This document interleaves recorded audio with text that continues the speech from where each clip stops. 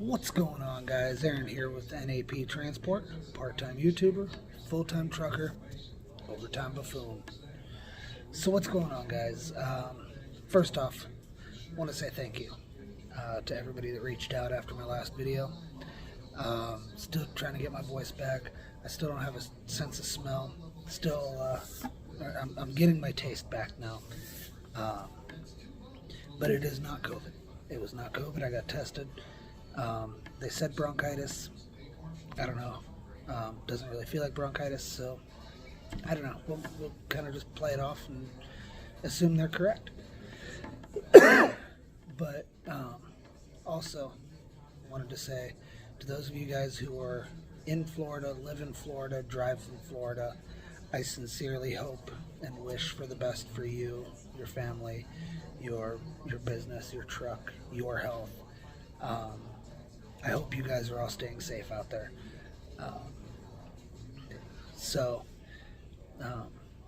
But yeah, today I kind of wanted to bring you a video that's not all sunshine and rainbows, because I mean it's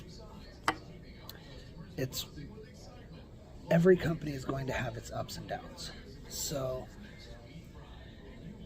anybody who's been out here long enough knows that there's good and bad at every company. So I'm just kind of wanting to share, because I've spoken a lot of good about Prime. And I do want it to be known that this is not a video that is meant to bash Prime whatsoever. This is not a video that is meant to deter people from coming to Prime.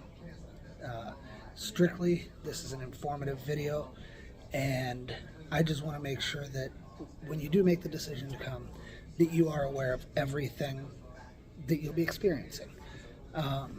It's not necessarily a bad thing, but we're going to talk about the weakest link at Prime and what I feel the weakest link is, and maybe how they can work it and make it better. Because every company out there, it doesn't matter if it's a trucking company or a restaurant or a hotel or whatever, they're always wanting to know how they can improve. And here, more than ever, I mean, it's Friday morning. I think I'm recording this at like 5 o'clock Friday morning. So they're about to do a safety meeting. They're always wanting to know how they can improve. So whether somebody sees this or not, I don't know. They might. But it's more just to get give you an idea of what to expect when you come here.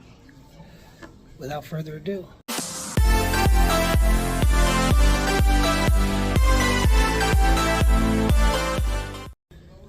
Alright, so the weakest link in a chain can make or break. The weakest link is kind of the bond that, if broken, could be the start of a bad thing. But at the current moment, it's not. And at Prime, we have many different departments that work as a team to help the drivers, to get them where they need to be. So we have, for the most part, amazing departments here. But the weakest one is nighttime sales. Sales during the day, hit or miss. I mean, a lot more hits than misses. So I'm really not going to say anything about them. But we have no nighttime. Like, nighttime sales is virtually non-existent. So what that does is it leaves a lot of people at nighttime without loads. And as I alluded to in my Everything You Wanted to Know About Prime video, we're a reefer operation. Thus, we're delivering at 2 o'clock in the morning, 1 o'clock in the morning, 11 at night, whatever. So for us to really not be getting loads and not be able to get loads at those hours. Now, they say they try to plan everything during the day. It doesn't always work like that. You know, you've got, 8,000 trucks or whatever the number is here. And we're over here, fighting for loads. Nighttime sales. Now, granted, they'll get with customers, like the skeleton crew that they have, they'll get with customers and reschedule appointments or whatever they need to do there. But they're not planning at night. And sales for us is also our planners. But they're not planning at night. So we're kind of losing out on that. There have been many times where I've sat because I've delivered at 2 o'clock in the morning, or something like that, where I have to sit till daytime. So that's not to say anything about our nighttime dispatchers. I'm very fortunate here. I have a great daytime fleet manager. I honestly don't know too much about my weekend coverage. I haven't spent too much time talking to them. My wife and I do a lot of longer loads, a lot of team loads. So a lot of times I'm planned for the weekend, so I'm not worried about it. But I've got a great fleet manager, daytime fleet manager. I have 2 absolutely amazing nighttime fleet managers. They switch off. They do 4 on, 4 off. And I have to say that a lot of people will say, a lot of people know about mega carriers.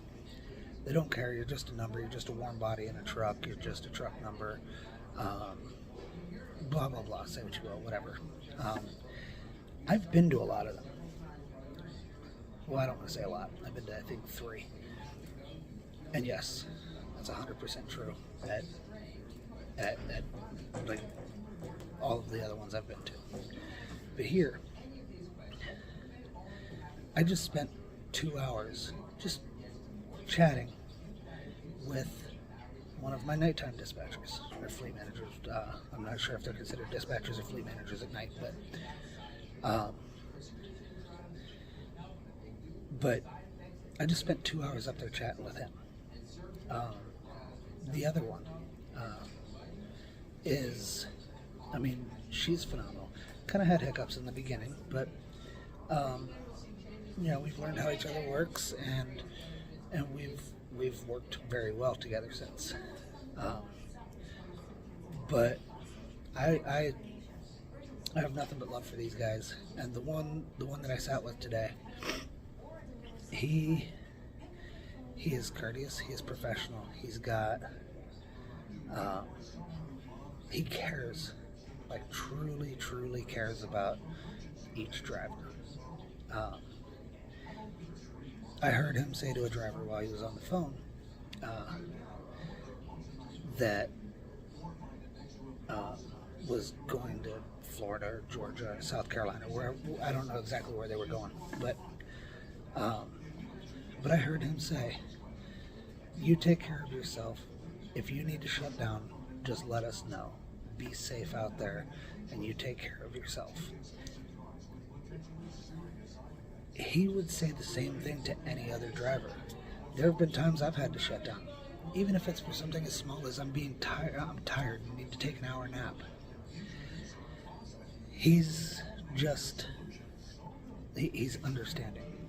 He knows that our job out here and our life is difficult, extremely difficult.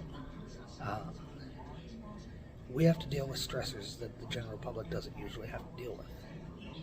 A lot of us are away from our family. Fortunately, I'm not anymore. We have to deal with the motoring public at all hours. We have to deal with rush hour. We have to deal with bar crowds. We have to deal with holiday traffic. We have to deal with the people who are in a hurry to get to the store to get their toilet paper. We have a lot more stress and a lot more attentiveness that we have to do than most other jobs out there. We're a very heavily regulated industry. And for him to to take the time and even get to know each driver. I walked up there and he knew who I was by name. I think I've seen him 3, maybe 4 times that I've gone up and said hi to him when I've been here, and he knows who I am. We just sat there and we talked like we were all friends catching up.